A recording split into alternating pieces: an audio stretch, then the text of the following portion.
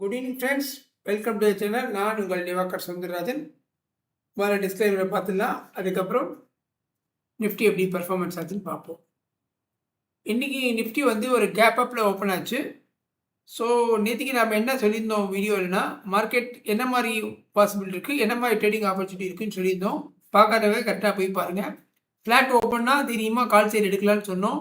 Gap up ஆச்சுன்னா market கீழே வந்ததுக்கப்புறம் இந்த 25,900 ஸ்ட்ராங் சப்போர்ட், இந்த இடத்துல ஒரு கால் சைடு போகலான்னு சொன்னோம். கீழே டவுன் ஆச்சுன்னா திருப்பி மார்க்கெட் பிரேக் அவுட் ஆகி இந்த இடத்துல ப்ரைஸ் எக்ஸ்டெண்ட் ஆச்சுன்னா மேலே போகலான்னு சொன்னோம். புட் சைடு நம்ம என்ட்ரி சொல்ல, ஒன்லி கால் சைடு தான் இதுக்கு என்ட்ரி சொன்னோம்.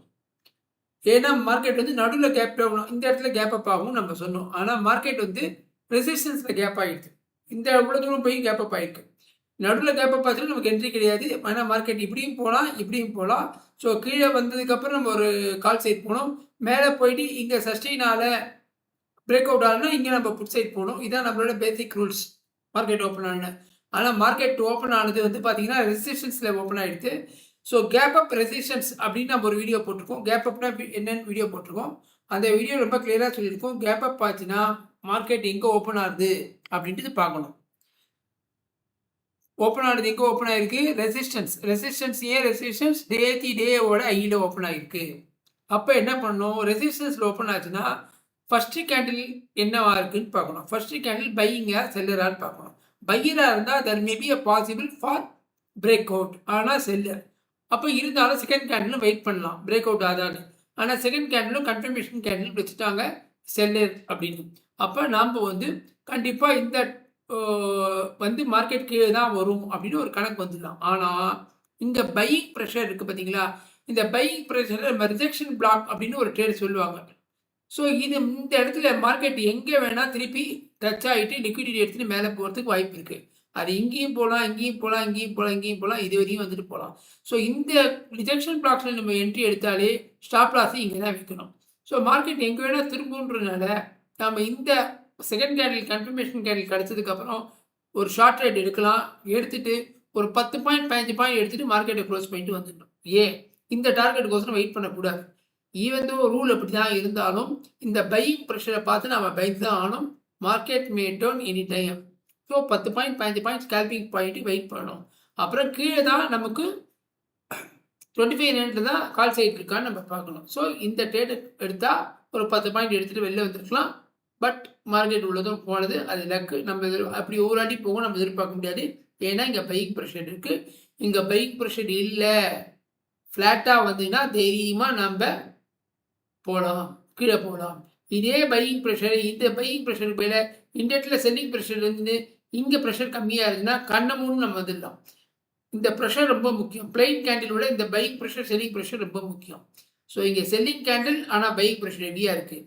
So market may turn any time. But in spite of that 100 profit 100 point மேலே போனதுனால ஓவர் நைட் பொசிஷன் எல்லாம் ப்ராஃபிட் புக் பண்ணி மார்க்கெட் கீழே வந்துடுது. ஸோ 25,900 எகெயின்ஸ்ட் சப்போர்ட் எடுத்து மேலே போயிடுது. இதுதான் நேற்றுக்கு நம்ம சொல்லியிருக்கோம். இந்த இடத்துல ஃப்ளாட் ஓப்பன் ஆனால் கால் சைட் போகலான்னு. ஆனால் நமக்கு கன்ஃபர்மேஷன் கேண்டில் இவ்வளோ பெரிய கேண்டில் வந்ததுனால நம்ம இந்த பச்சை கலர் கேண்டில் பார்த்து நம்ம கால் சைட் போவோமானா கண்டிப்பாக போக மாட்டோம். இந்த தாண்டி நமக்கு பிரேக் அவுட் ஆனோம். பட் இங்கே நம்ம கால் எடுத்தால் இவ்வளோ பெரிய ஸ்டாப் லாஸ் எகைன் எடுக்க மாட்டோம், எடுக்க முடியாது. அப்போ நெக்ஸ்ட் டேட் எங்கே கிடச்சிது அப்படின்னா மார்க்கெட் இங்கேருந்து கீழே திருப்பி இதுக்கு தான் போச்சு, இதுக்கு மேலே போக முடியல. இதுதான் மார்க்கெட் ஸ்ட்ரக்சர் சொல்லுவாங்க. இதுக்கு மேலே மார்க்கெட் போகலாம், மார்க்கெட் திருப்பி கீழே இருக்குது. இது எப்போ கன்ஃபர்மேஷன் ஆகுது? இதுதான் கன்ஃபர்மேஷன் கேண்டில். ஸோ இந்த பையரை செல்லர் வின் பண்ணுது இது. ஸோ அப்போ இந்த 10-55க்கு நமக்கு செகண்ட் என்ட்ரி. மார்க்கெட் ஸ்ட்ரக்சர் படி பார்க்கும்போது இதுதான் first entry. Gap up rules படி பார்க்கும்போது இங்கே ஒரு ஸ்கேல்பிங் ட்ரை பண்ணலாம்.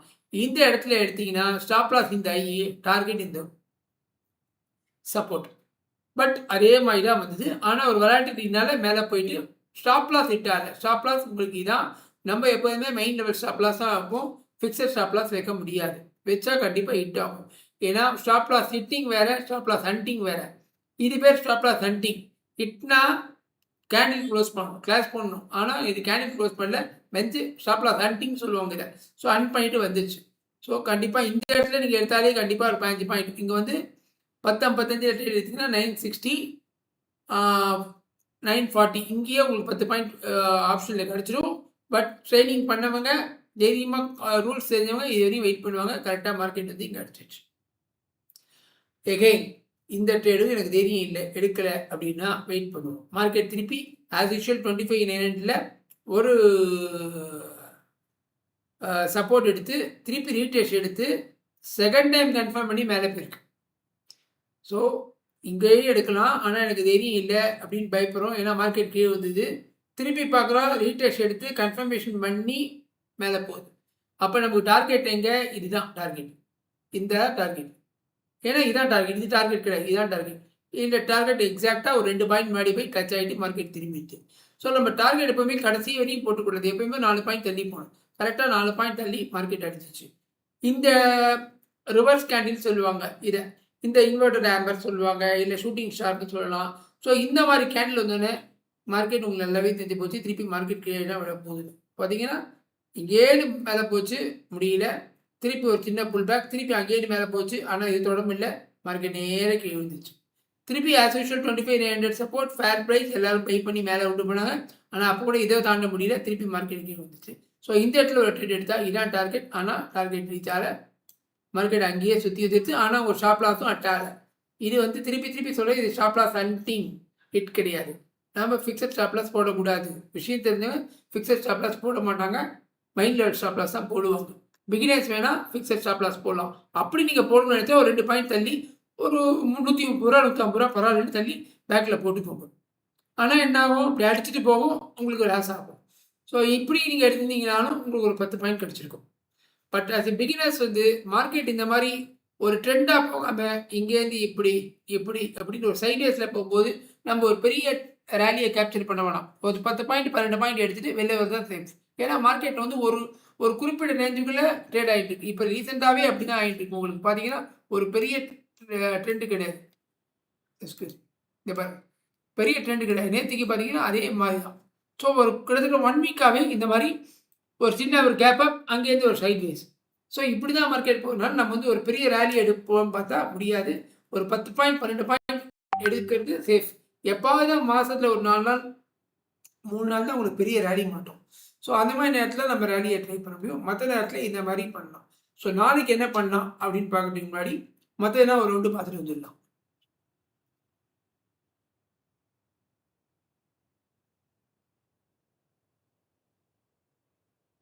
ஓகே, நிஃப்டி பேங்க் பார்த்தீங்கன்னா 118. பேங்க்கில் 118லாம் ஒன்றும் பெருசாக இல்லை, ஃப்ளாட்டு. ஆனால் பையிங் ப்ரெஷரோடு இருக்குது.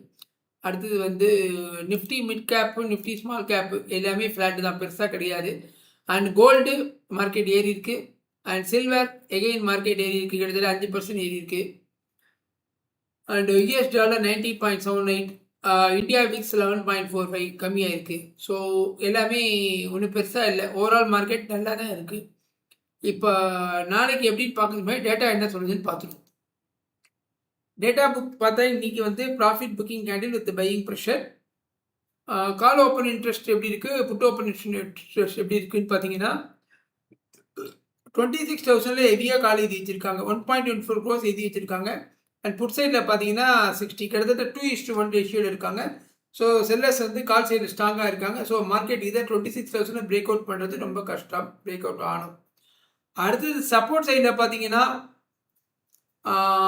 25,900 ஸ்ட்ராங்காக இருக்குது. பட் பெரிய ஸ்ட்ராங்குன்னு சொல்ல முடியாது. நம்ம கால் சைடில் பார்க்கும்போது 1:2 அப்படி இருக்குது. ஆனால் இங்கே வந்து பார்த்தீங்கன்னா 2:3 அப்படி தான் இருக்குது. ஸோ சப்போர்ட் வந்து பெருசாக ஸ்ட்ராங்குன்னு சொல்ல முடியாது, ஆனால் ரெஸ்ட்ரிக்ஷன் ஹெவியாக இருக்குது. ஸோ இதான் ஒய்யை பொறுத்த வரையும் உள்ள டேட்டா. பிசிஆர் கொஞ்சம் கம்மியாக இருக்குது, 0.89 கம்மியாக இருக்குது. நேற்று 1க்கு மேலே இருந்தது, 0.89 இருக்குது. FI data, future open interest அதெல்லாம் வந்து நம்ம டெலகிராம் சேனலில் போடுவோம். நாளைக்கு எப்படி இருக்குது, நாளைக்கு என்ன டேட் கிடைக்கும் அப்படின்னு பார்க்கலாம்.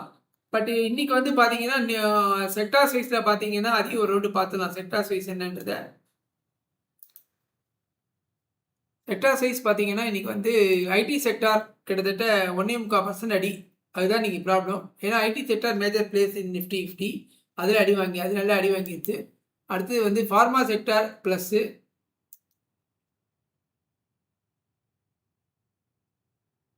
அடுத்தது ஆட்டோ வெரி குட், அடுத்தது எஃப்எம்சிஜி அதுவும் positive.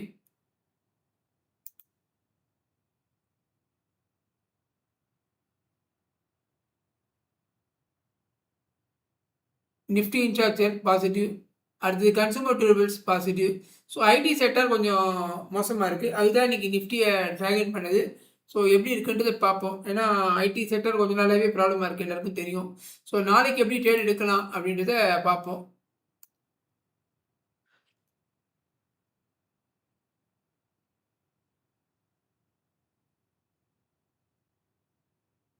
So day Aiyai மாற்றிப்போம்.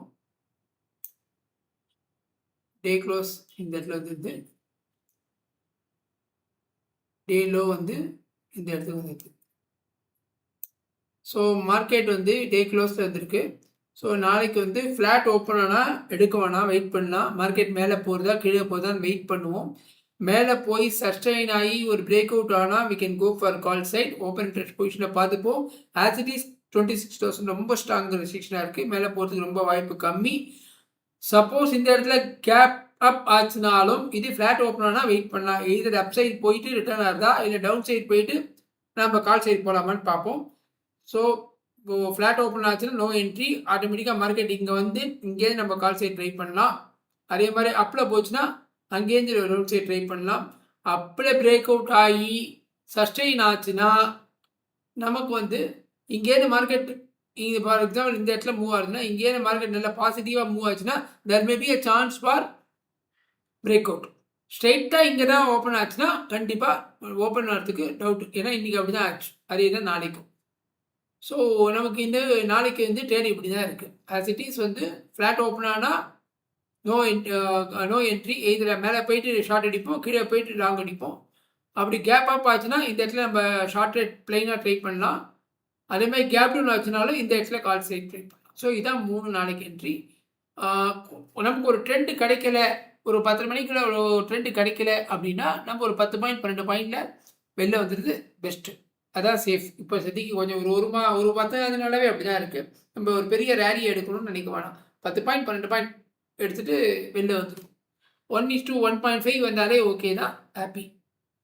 I think இந்த வீடியோ பிடிச்சிருக்குன்னு நினைக்கிறேன். பிடிச்சிருந்தா லைக் பண்ணுங்கள், ஷேர் பண்ணுங்கள், சேனலை சப்ஸ்கிரைப் பண்ணுங்கள். தேங்க்யூ. இன்றைக்கி நம்ம ஒரு வீடியோ போட்டிருக்கோம். சார்ட் கிளியராக இல்லைன்னா ட்ரேட் பண்ணாதீங்கன்னு. அது ரொம்ப யூஸ்ஃபுல்லாக இருக்கும். பாருங்கள், பார்த்துட்டு உங்கள் கமெண்ட்ஸை போஸ்ட் பண்ணுங்கள்.